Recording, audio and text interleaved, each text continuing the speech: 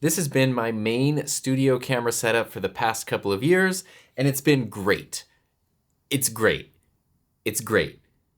But it's also greatly frustrating because it takes up a lot of space. Like, there's not much room behind the desk and in front of this closet right here. And I have this big sturdy tripod, which is amazing. If you do a lot of video stuff and you don't have a big sturdy tripod, definitely get one. I've got my FX3 on it. I've got a monitor attached to it. And as I've talked about in a couple of the videos, I've also got this iFootage arm attached directly to the tripod head, which means that the microphone, it's all one unit, and it makes it really easy to like frame up shots and use this whole setup. The problem is just the lack of space and constantly tripping over this. My wife Heather said I should actually just remove this closet from this room, which would, I think it's like 22 square feet of space it would give, but you can kind of see it would give this much depth. It would actually add a lot of space, and that would be really helpful to just not have this whole thing that pops out here, but just kind of this flat wall go all the way back, and then all of this extra floor space down here. But unfortunately, it's not quite that simple because it's not just like you unscrew a closet and take it out. You have to tear all this down. There's electrical work involved, and the flooring needs to be redone. Then, of course, like the drywall needs to be redone. I feel like that's something that I can't do myself well, and it would end up costing, I would say, at least $10,000. And in a weird way, as a homeowner, I don't know if that would also devalue the value of our home, because now instead of a bedroom, like a full bedroom with a closet, it's like a room. I don't know. So I was watching Peter's desktop setup video, and he talked about this thing here called the Falcam Gear Tree, which basically mounts on the desk, and there's one arm that holds a camera. There's another arm that holds a microphone. Oops. Sorry, Peter. There's another arm that holds a microphone, and then there's another arm that can hold something else, which he has as a top-down camera. And so I thought, wow, that seems like a really bright idea. I'm gonna take that idea and steal it. So I ordered it for myself, and let's just see. Boy, has like a boom arm. Wow, this feels really nice. Screws and parts and more parts and some parts and a couple of parts. We'll just leave those in there, and some parts. And I guess this is the main part that's supposed to be the tripod has this tripod head, so that way it's there, and then the handle faces in front of you, so you can move the camera around there. And this should just be like an Arca Swiss, and then the main tube itself. Oh, this is heavy. Hopefully it won't hurt my desk, but it will protect the gear. That's what we want to hear. Wait, there's more. Oh, there's more. There's a lot more. I guess these are like the hydraulic parts for the big arms themselves. So you have the boom arm, which is intended for a microphone, but of course you could put anything on there that's not too heavy.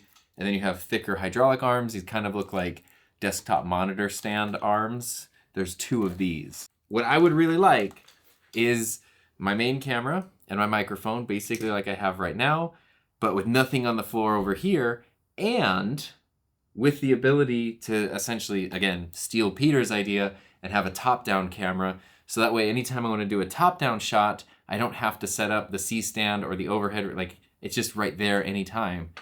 That would be pretty cool. Putting this thing together was a little bit, or a lot of bit, more complicated than I had hoped that it would be, and unfortunately a lot of the parts with mine didn't seem to line up with the instructions or stuff I found in other YouTube videos even. And then this part right here, this tripod head that I'm struggling with in fast motion, it sort of summarizes my feelings on the entire gear tree. So I'm making a little bit of progress. There are parts of this that are amazing, and parts that are so stupid. I don't know. We'll see how it works. So for one, the base itself is very sturdy, but it's just metal. There's no like rubber on it. So it's going to just chomp into the wood on your desk. I tried to put some foam pads on there, but now it's made the whole thing, like, it's not going to fall off, but it's not as sturdy as it needs to be. So I need to find like rubber pad. That should just be in the box. Like, it shouldn't damage the desk, which it would if you installed it the way that it came. The instructions just include every product they make with weird little descriptions that aren't particularly helpful, and you just have to find the specific part that you need and how to use that part, but it doesn't really tell you how the parts go together, which isn't super intuitive.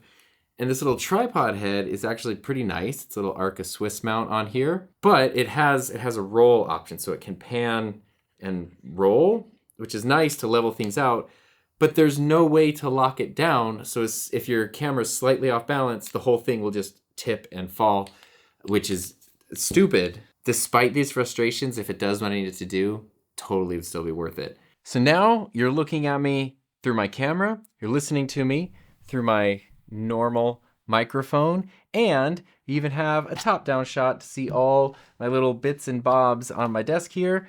So this is a pretty amazing setup, is probably what you'd be expecting me to say, but in reality, it kind of sucks, and I'm so frustrated with it that I don't know if I'm gonna keep it.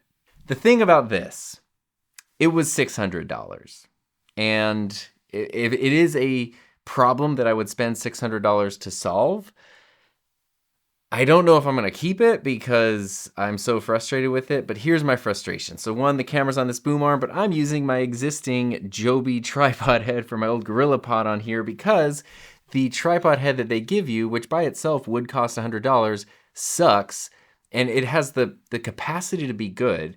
It has a nice tilt thing. It can kind of go side to side like this, like I mentioned, but this, well here, actually, let's use my top-down thing. But this little screw in it here, which would stop this motion, is kind of like the wrong size, and you can't firmly get it to stop. So unless your camera is perfectly balanced, it's going to slide to one side or the other. Maybe this one is just defective or something, but that's garbage and shouldn't be designed that way. So instead of using this, which is probably $100 of the price, I'm now using the thing that I bought 6 years ago with my GorillaPod. Okay.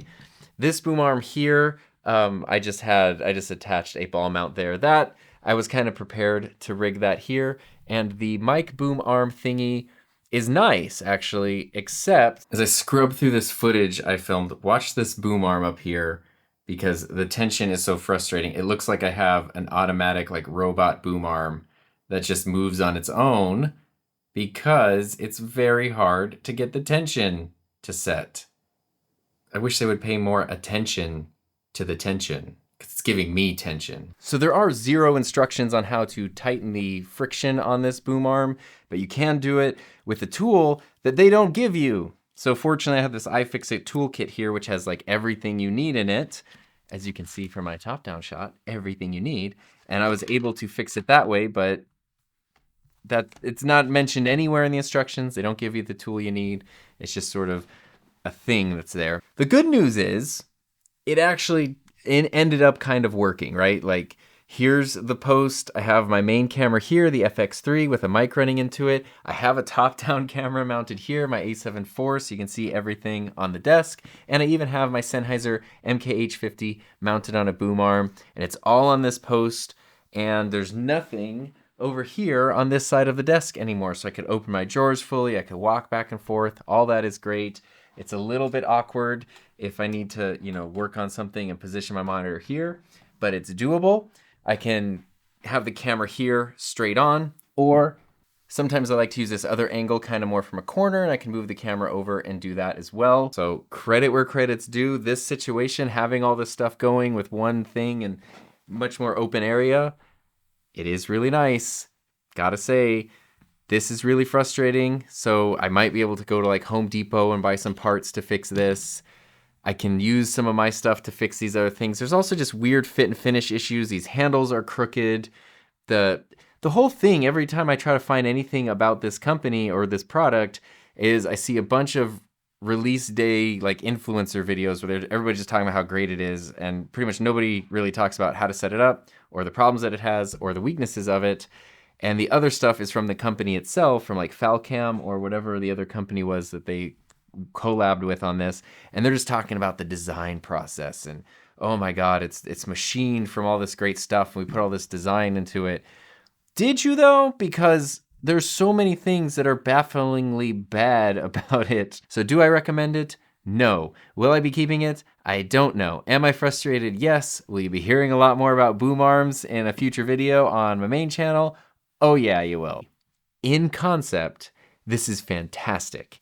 In execution, so I'm gonna stop myself right there because this is where things got really frustrating. After a little bit of having this thing set up, I decided it was not worth the money and to return it. When I went back and looked at like Peter's video, I noticed his setup was a little bit different than mine, and in some of the other videos I saw, some of the parts were a little different, so I don't know if like the set I ordered was different, if they changed things, if mine was an older version or what, but the fit, finish, and quality were just not what I had seen in other things, and definitely not worth the price. And it was so close because the idea was so good, and if I could have just had that, it would have solved so many problems, but I just, for the sake of my own sanity and well-being, for now, went back to my old, big, beefy tripod, which is tried and true. TruePod.